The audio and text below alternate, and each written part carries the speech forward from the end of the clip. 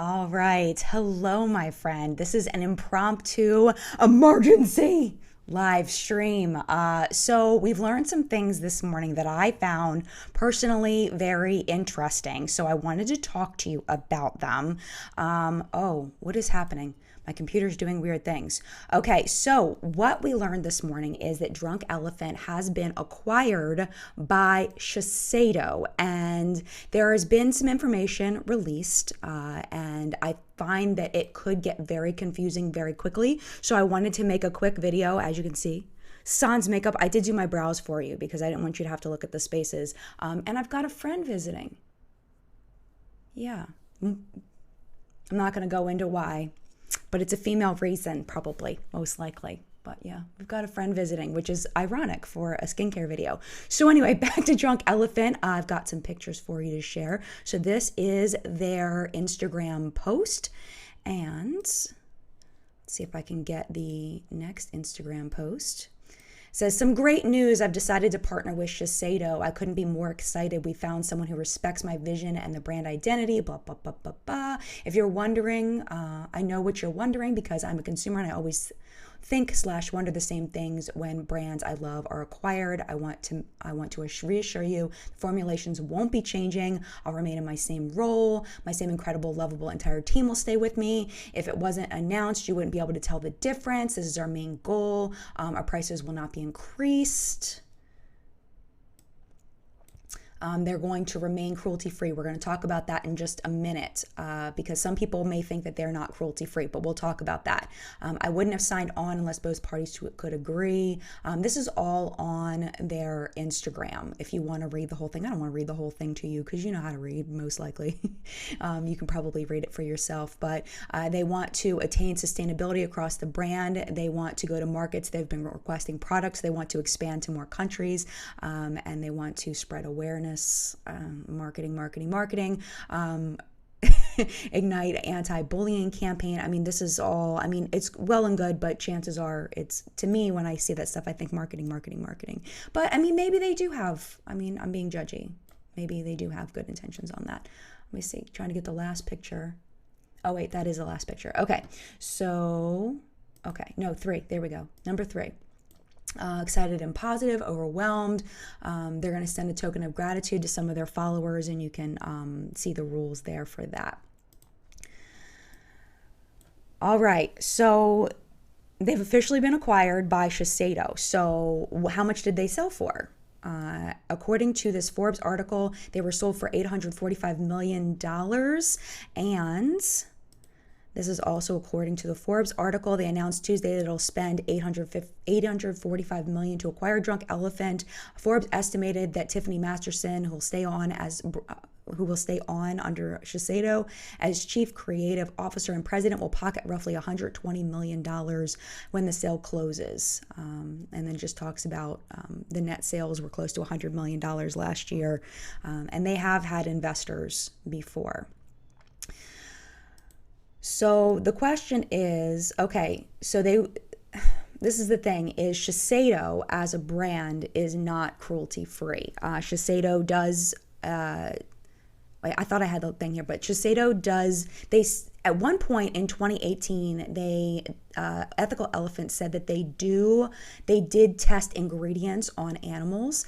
And then I looked at Cruelty Free Kitty today, and Cruelty Free Kitty says that they do not test, they claim not to test their ingredients on animals, but they do have companies and they currently sell in mainland China. So if you're one of the people who is that, I talked about it in my Wet and Wild video, like what I called a level 3, where you do not purchase products that are owned by parent companies who do sell in mainland China, then to you, Drunk Elephant would no longer be cruelty free. I do want to note though that most of the cruelty-free bloggers and things like that do not go by that. They go by whether that individual brand is tested on animals or not.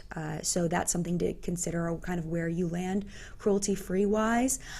So that's one of the things to consider, and that's something, because there is no legal definition of what cruelty free is. You just have to decide for yourself where your line is, and whether that trickle up of money from Drunk Elephant to Shiseido is important to you.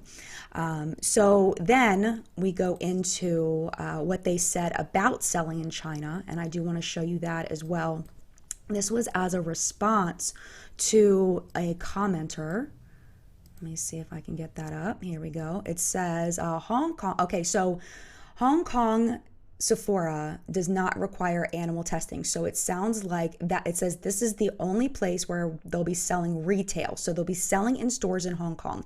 And that's true. Hong Kong does not have the same rules as mainland China for animal testing. So a lot of brands made in Hong Kong, sold in Hong Kong, are cruelty free. So it says we're using cross-border e-commerce, which does not require the same registration process as cosmetics sold via retail there. Okay, so products sold shipped from Hong Kong Sephora only. So what does this mean? This means that Chinese consumers will be able to purchase Drunk Elephant products through Sephora Hong Kong through e-commerce. They are not going to be sold in retail stores in mainland China. It says they're Leaping Bunny certified. They have never nor will ever animal test or allow our products to be tested on animals. Because if you remember right, let me just finish that thought up. So in order to be sold on shelves in China, the products either need to be made in China, which Drunk Elephant is not, or if they're imported, then there is an animal testing process that I'm a little shaky on whether it could happen or it 100% does happen. At one point, we were saying that it 100% does happen, but things change so often in China that it's like, I don't want to say 100% because things change so often, but last I checked, in order to be on shelves in China, it needed to be tested on animals for safety if it was an imported cosmetic. So that would apply to Drunk Elephant because it is not made in China. But e-commerce wise, because they're not selling it on shelves, they should be able to remain cruelty free by selling through that Hong Kong retailer. So hopefully that makes sense. I know people are going to say, oh, it's a money grab and all that. Yes, it is. They're a business. Their job is to make money. That's what businesses do. So I did want to come on and share that with you and just make sure that I've put out, that information for my audience. I do want to go over the chat really quickly and see what you all are saying and make sure I haven't missed anything. And then we're going to go ahead and sign off. It's going to be just a real short live stream. Jesse says, love Drunk Elephant, one of my biggest splurges. Hope they stay consistent and great. According to the owner, it seems like that's their goal. Mermaid Amy says it makes it feel less special. I can totally see that. Jennifer says, with technology being what it is, why do we even need to test on animals? For cosmetics, from my research, there really isn't a need to test on animals. Medical, there may be more argument for it because of organ systems and all of that. But there's much less reason now to test on animals for cosmetics than there was before a lot of technology. Kelly says, Drunk Elephant deleted my comment on their IG about calling them. Oh, I don't know what you called them about. Victoria says, I'm hoping their packaging gets a huge update from this merge. I hate how I can't recycle it. And also, whatever tube the retinol is in sucks. It always lets out extra product. I personally like a lot of the function of their products, like the like how it keeps light and air out. I really, really like that for some of their products. I like the zero waste in like the Protini where it pumps out. But you're right, it's not very eco-friendly. And it looks like that's some way that they're going to try to go is more eco-friendly.